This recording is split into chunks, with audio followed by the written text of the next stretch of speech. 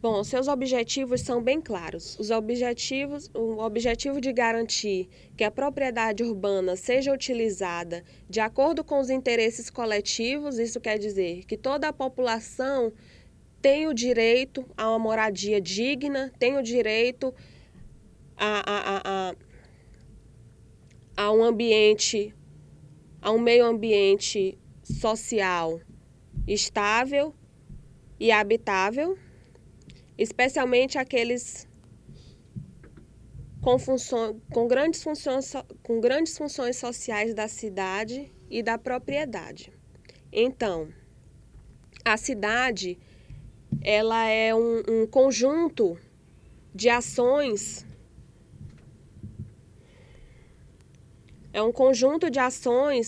fortalecidas a partir do poder público e a partir das nossas ações. Então, com a evolução das cidades, a gente pode estar percebendo que a questão ambiental é uma questão de grande importância, não apenas para nossa própria cidade, mas para todo o mundo, pois um desenvolvimento econômico com um desenvolvimento ambiental unidos, é possível que a economia cresça de forma satisfatória e a preservação ambiental seja mantida. A população das cidades ganham com um meio ambiente desenvolvido e preservado, certo? As empresas, elas se desenvolvem, certo? Por conta disso, foram criados todos esses debates mundiais para que o desenvolvimento ele seja de uma forma satisfatória para toda a população e para a cidade e para as cidades. Nós vemos que os debates eles começaram bem cedo. Os debates eles começaram já a partir das primeiras consequências, né? A partir da Revolução Industrial, quando surgiram as primeiras consequências desse desenvolvimento, desse desenvolvimento bem acelerado. Nós vamos retornar aqui ao documento Nosso Futuro Comum para a gente poder entender um pouquinho sobre o que é o desenvolvimento sustentável. Esse relatório, ele definiu o conceito de sustentável e indicou a pobreza nos países subdesenvolvidos do Sul e o consumismo extremo dos países do Norte como as causas fundamentais da insustentabilidade do desenvolvimento e das crises ambientais. Então, a sustentabilidade ela é de grande importância para que ocorra um desenvolvimento equilibrado, para que ocorra um desenvolvimento em que o meio ambiente seja preservado. Então, a partir do momento em que a questão ambiental foi identificada, a questão ambiental foi tratada de forma a ser compreendida e a ser estudada para que não ocorressem grandes consequências, foram identificados vários problemas ambientais urbanos, certo? E com isso, grandes debates foram elaborados e discutidos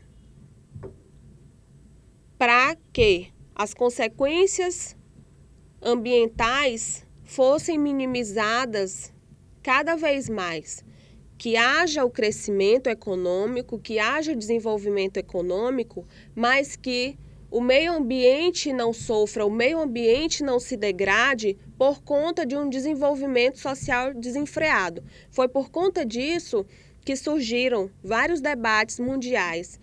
Desde 1972, que deu início com a Conferência de Estocolmo, que foi o ápice da discussão ambiental, que foi o início, certo?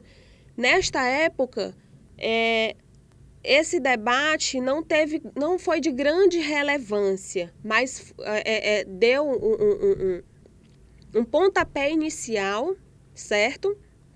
Na proteção ambiental frente ao desenvolvimento econômico. Os problemas ambientais, eles existem, certo? Nós necessitamos compreendê-los e identificá-los, certo? Vocês como estudantes do curso de técnico em meio ambiente e todos os governos, eles precisam identificar e precisam combater todos os problemas ambientais. Um rio poluído, ele nós podemos ver como um esquema. O rio, a população de uma cidade, ela depende da água daquele rio, ela depende dos peixes daquele rio, ela depende do oxigênio daquele meio ambiente, daquela área, certo? E quando esse rio é poluído, nós podemos ver, por exemplo, o caso de São Paulo, onde tem o rio Tietê, que é completamente poluído, e a cidade, ela por vários meses do ano, ela passa por picos de umidade relativa muito baixa. E isso afeta a saúde de toda a população, certo? Não só a umidade baixa trazendo essas doenças para as pessoas, mas o rio, ele não pode fornecer água, não fornece mais água para aquela população. Ela passa a consumir de outros locais. Nós tivemos recentemente a questão da grande falta d'água das represas daquela região, certo? Isso é uma grande consequência, né, dessa questão ambiental, dessa questão ambiental, do meio ambiente estar sofrendo as consequências do grande desenvolvimento, do desenvolvimento desenfreado.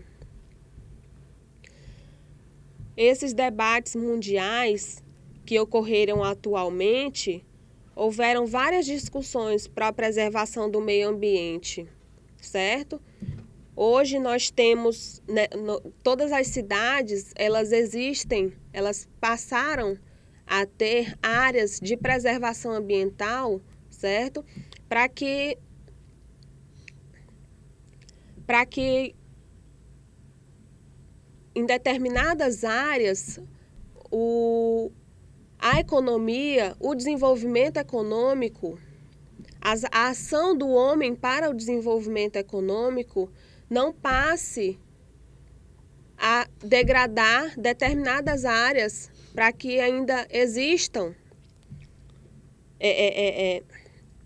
fauna, flora e animais que muitas vezes são extintos por conta do desenvolvimento econômico desenfreado. Bom, todas essas conferências, todos esses debates, eles renovam e reforçam o compromisso, né, político com o desenvolvimento do meio ambiente dos estados e dos municípios. Em relação ao Estatuto das Cidades, a gente pode perceber que é uma lei municipal em que todos os municípios existem, certo? E que são de grande importância, são de grande relevância para que aquele município se desenvolva de uma forma em que o meio ambiente não sofra tanto, para que aquela cidade cresça, para que aquelas pessoas se desenvolvam, certo? E os objetivos, eles são bem claros, que é de uma utilização do solo, uma utilização dos recursos naturais de uma forma equilibrada, pois a economia, ela pode e deve crescer juntamente com um desenvolvimento, juntamente com o meio ambiente equilibrado.